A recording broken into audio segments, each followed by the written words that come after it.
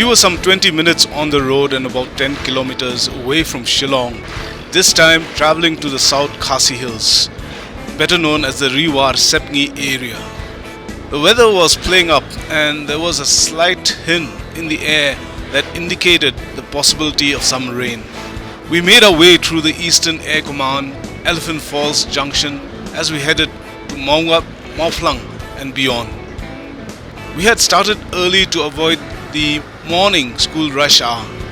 This journey today is a visit to another unique ecosystem south of Mawsynram town, which is the habitat of a rare species of animal which was relatively unknown to most of us.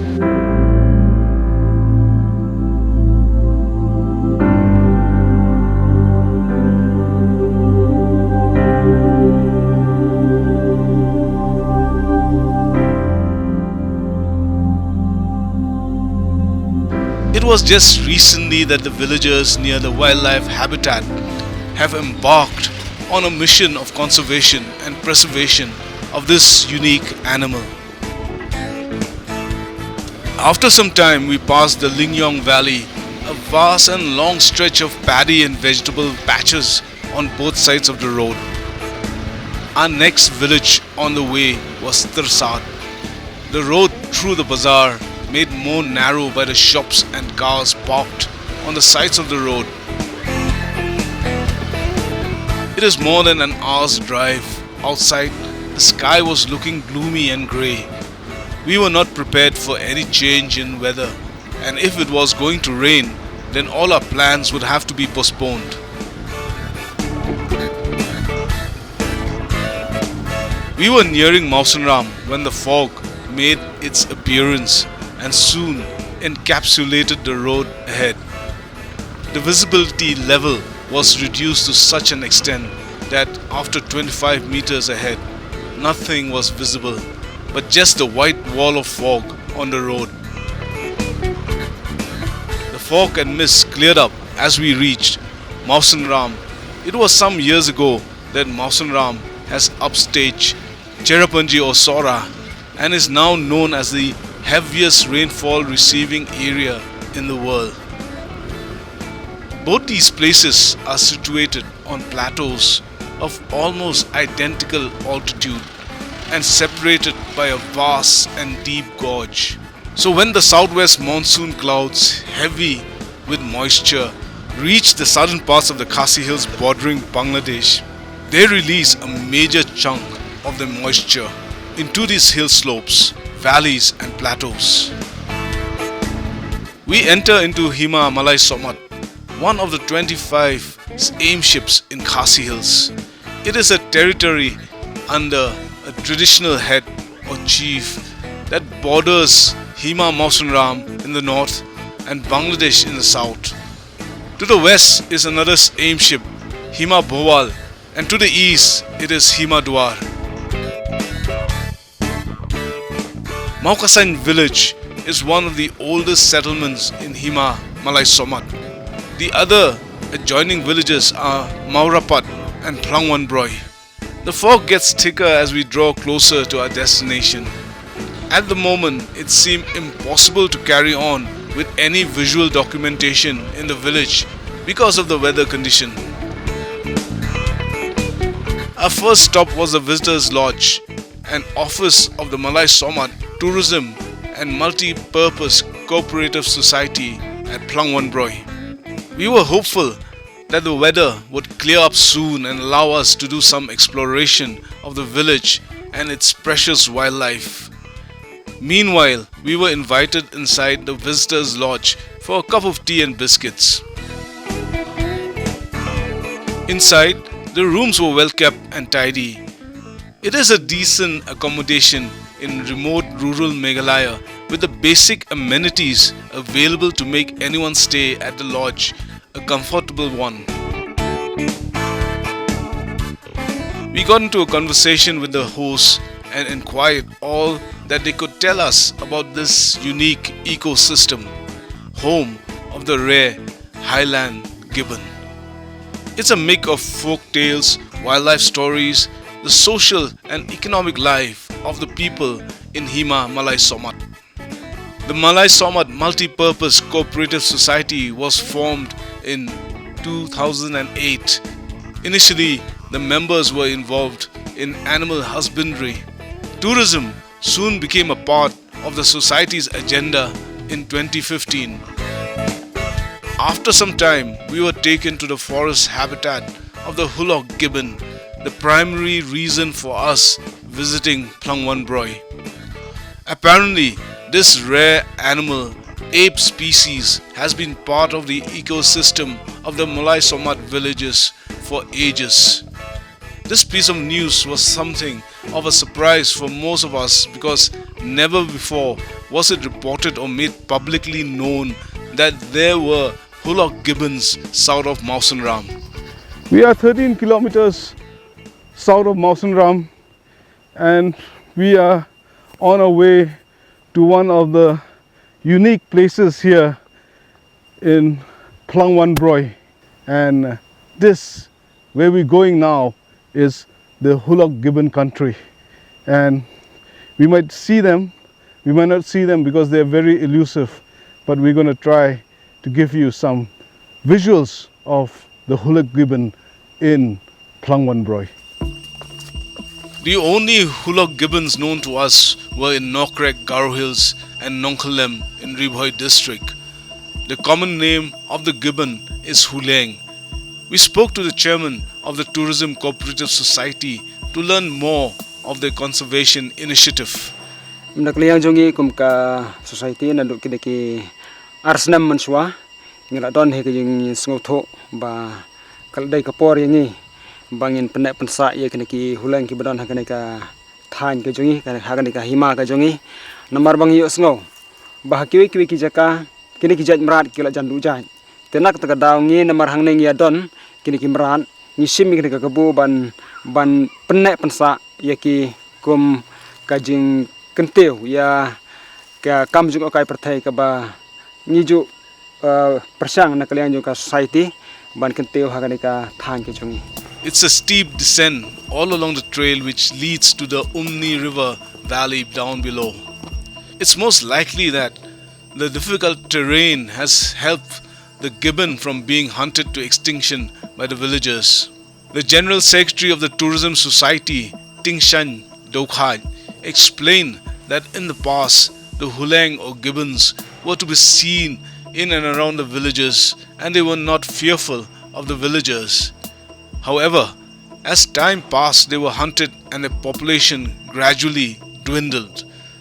The gibbons retreated to the forest sanctuary and have remained elusive since then.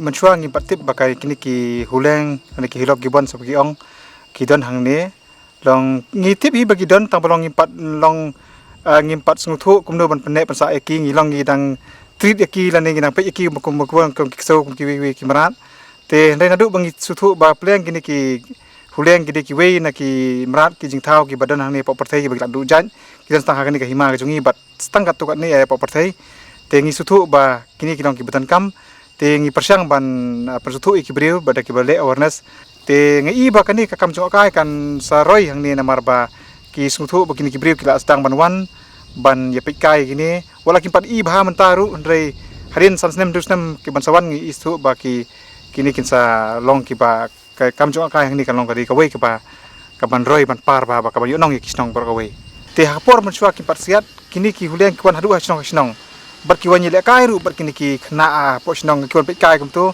bar kim ju tieng ki khna ran ki breu te hadin ba ki wan kini ki ba la hadin ba ki suki ki breu hangne ki siat no makdar ki songkha na sewei kumta ba ki breu na wei kim tip ya ka story jong ki siat te suki pat kini ki breu na snong ki la ki klalong ki nong sket ki Huleng hakata kapor bar ki Huleng ki tieng no ki ran no siti seklau pat menta long la kham sitom ban iki te ka jingmut jungi menta kalong ba ban persenge no ikasian ban kumno man ngi pelong ba ki breu kin long friendly biang ba kini ki yu kini ki Huleng bat ngi khmilti ba hadin ka sansnem dusnem ka banwan ka jingtri ka jongi ka snong bat kumju ba ki society ba ki ju prokhoi ba ki ka hima ngatrai kani suki kan long kan mara hi ya ka jinglong sngo sngan biang ju kini Huleng bat hakata por ngi ba ka kinsal la biang ban i ki kumbangi la ban i ki hakpor ba machua.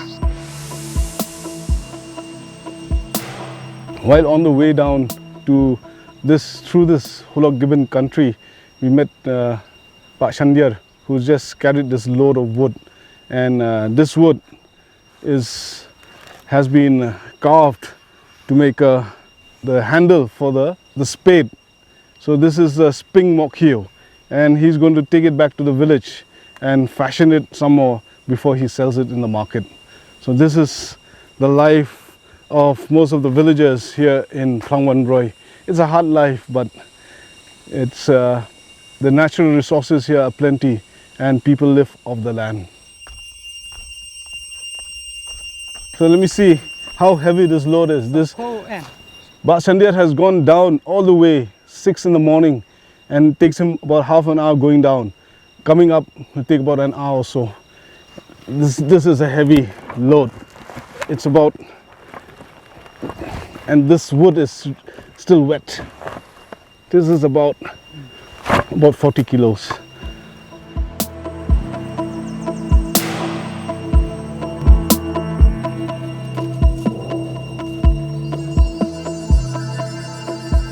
The forest around Phlangwanbroi is still thick and has, besides the Hulok Gibbon, a number of resources like limestone and even petroleum further south towards Bangladesh.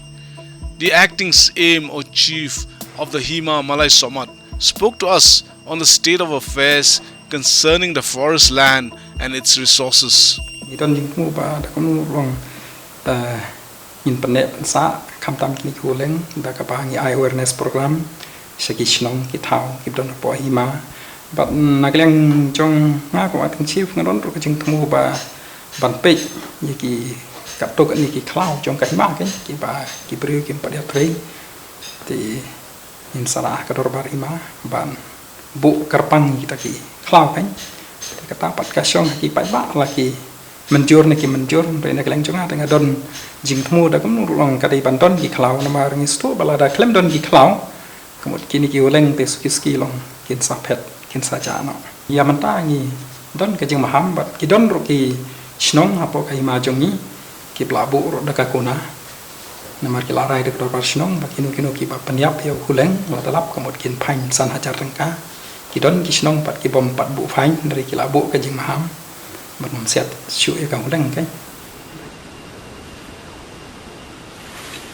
prevent hunting of the gibbon in the villages, the village councils or Dorbar have recently authorized a penalty fine of rupees 5,000 to penalize the hunter.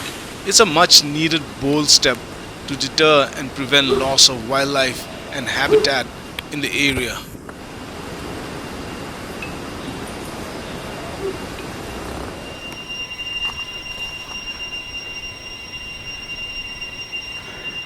We've walked for more than half an hour, and apparently the Hulok Gibbon is very elusive.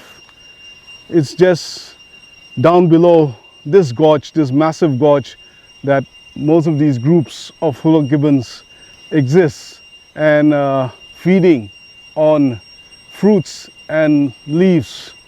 There are about 6 groups here in Phlangwanbroi, and they are endangered, and a conservation effort is the need of the hour to preserve this animal which is so unique in this part of the Khasi Hills.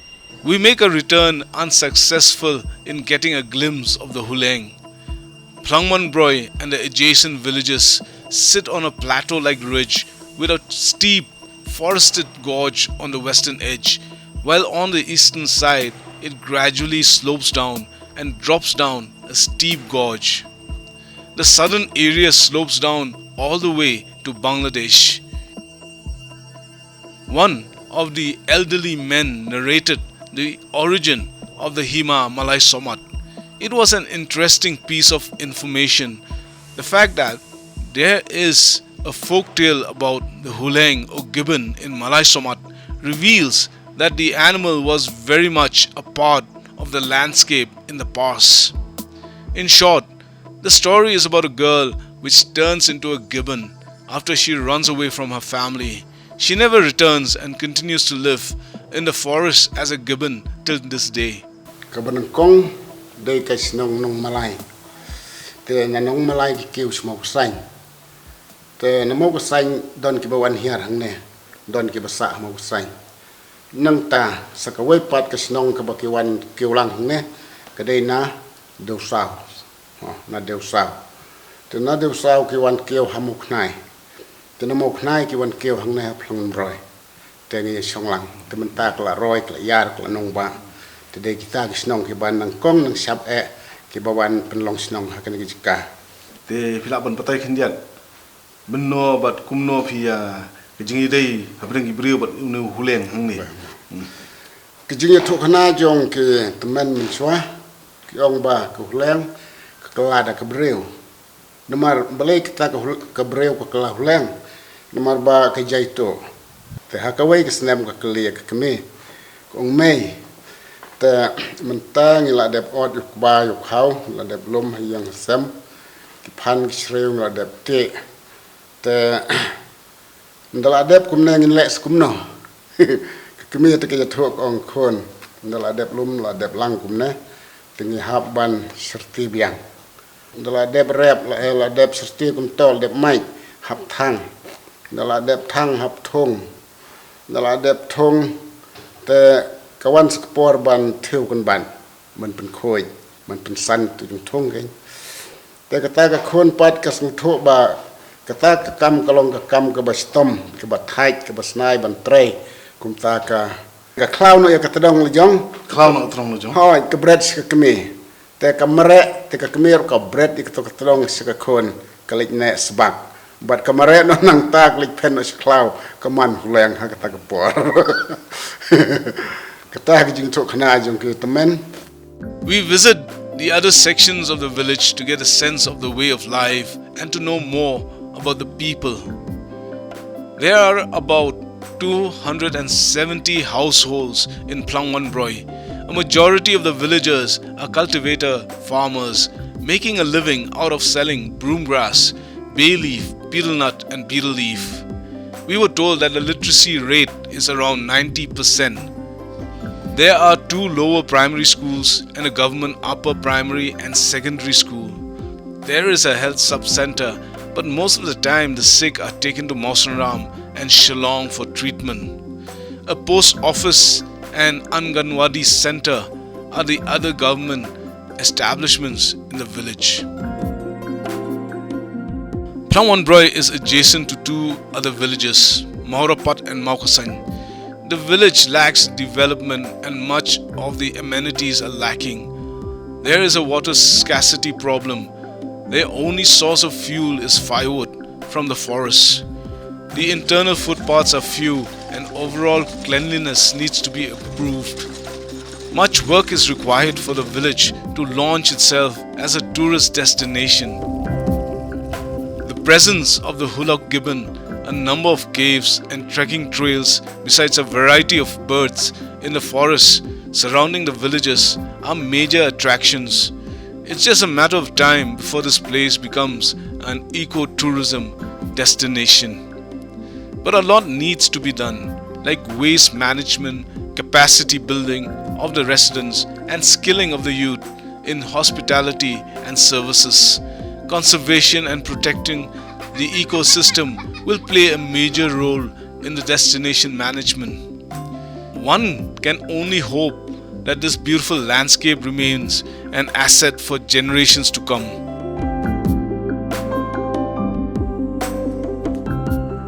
We move on with our guides to the eastern edge of Phlangwanbroi to a viewpoint known as Riat Dhoi. It's a short, pleasant walk across some grassland and stone trail. The trail ends on the edge of a stunning landscape bordered by the deepest gorge and thick verdant forests.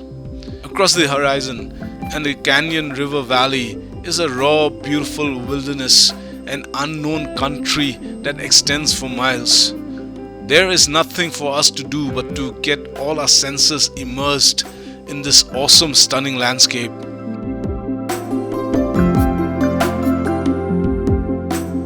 This is Riat Dhoi on the eastern edge of Phlangwanbroi, another unique landscape with the deepest gorge This is a viewpoint, and this is also the habitat of the Hulok gibbon on the eastern side of Phlangwanbroi. It's a healing experience, and once in a while, I would recommend everyone who's watching this to just be close and near to this kind of landscape. I assure you that this immersive experience will free your mind and refresh like no other.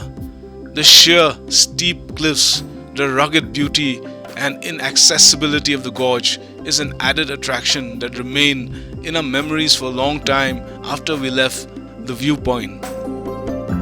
From Riyadbhoi, we were taken to another natural rock formation, a deep crevice known as Khasi, which was believed to be the site where one of the prominent leaders of the village was murdered by his enemies and thrown into the narrow hole many years ago. The story has become a legend, and the surrounding area has been designated as a sacred grove by the same or chief of Meghalaya Somat. On the way to Khasi, we've come across this traditional ritual place of the aim of Meghalaya Somat, or the chief, where he apparently this is the place where they perform the rituals in memory of this great man, Khasi, to designate this place as a sacred grove, a sacred forest.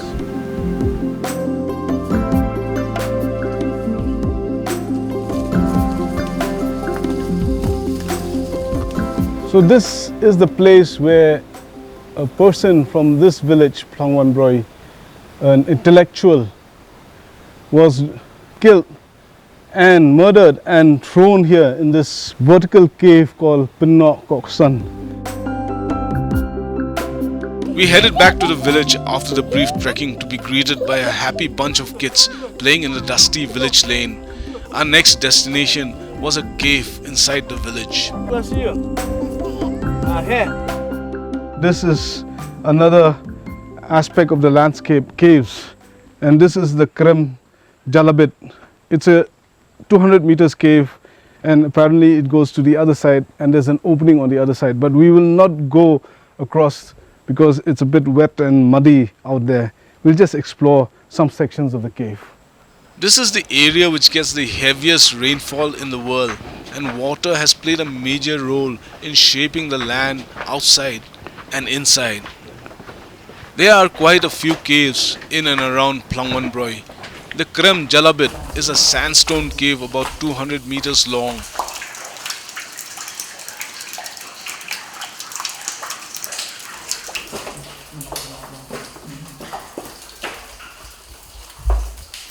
Caves are fascinating as they are a different environment. The Krem Jalabit is ideal for cave tourism because of its accessibility and ease of traveling through. Unlike other caves in the wild, which should be accessed only for scientific research purposes, as they are home to a number of unique flora and fauna, the Krem Jalabit is a destination which can be promoted for adventure-seeking visitors.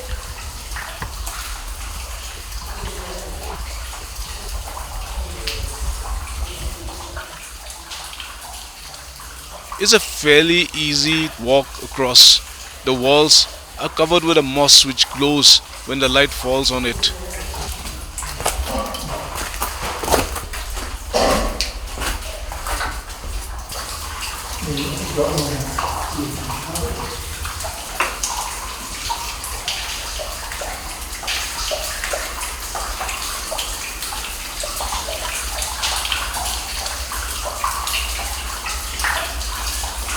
There are channels of flowing streams inside, and we also got to see a number of bats hanging out on the rock wall.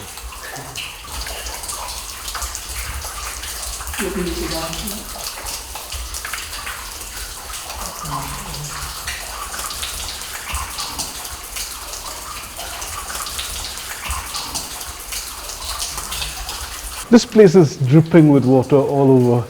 The seepage of water is incredible here. Because the fact is, this place receives the heaviest rainfall in the world, along with Mawsynram.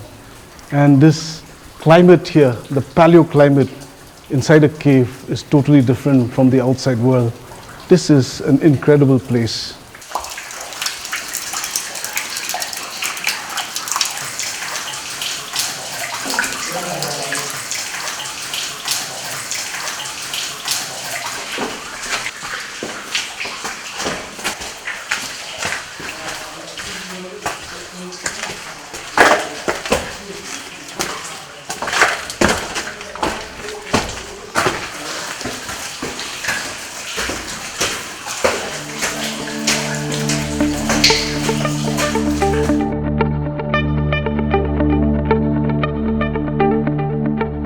The village is also home to a number of cane and bamboo craftsmen who, besides farming, earn from weaving baskets and various items of household use.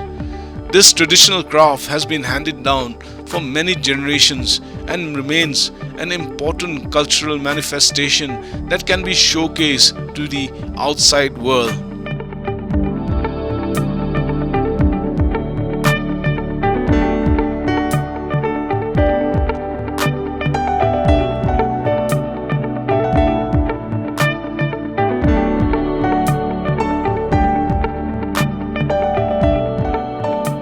The last leg of our journey was a trek, quite an unexpected long one, to a river, Rankaleng, also known as Broi, or the water that swallows people. Along the way, we meet the villagers coming back from their bree or farmland. Further down the trail, we meet a man carrying a single block of wood.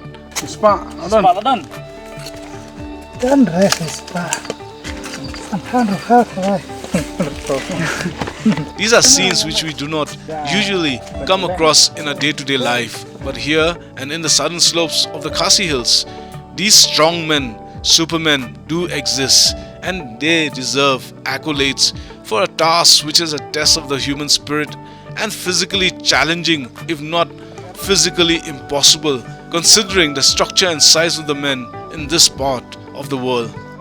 Our next encounter was with a group of women collecting kaber, a kind of winged termite which is used for fishing and also consumed by some.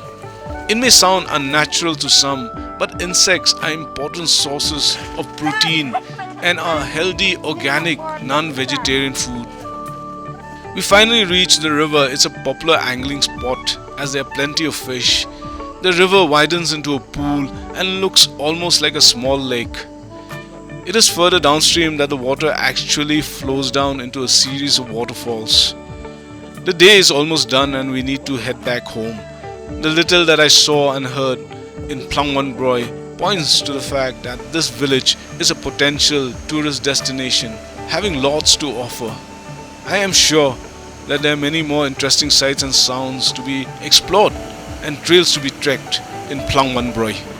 We've done about 30 to 40 minutes trek to end this journey to Phlangwanbroi.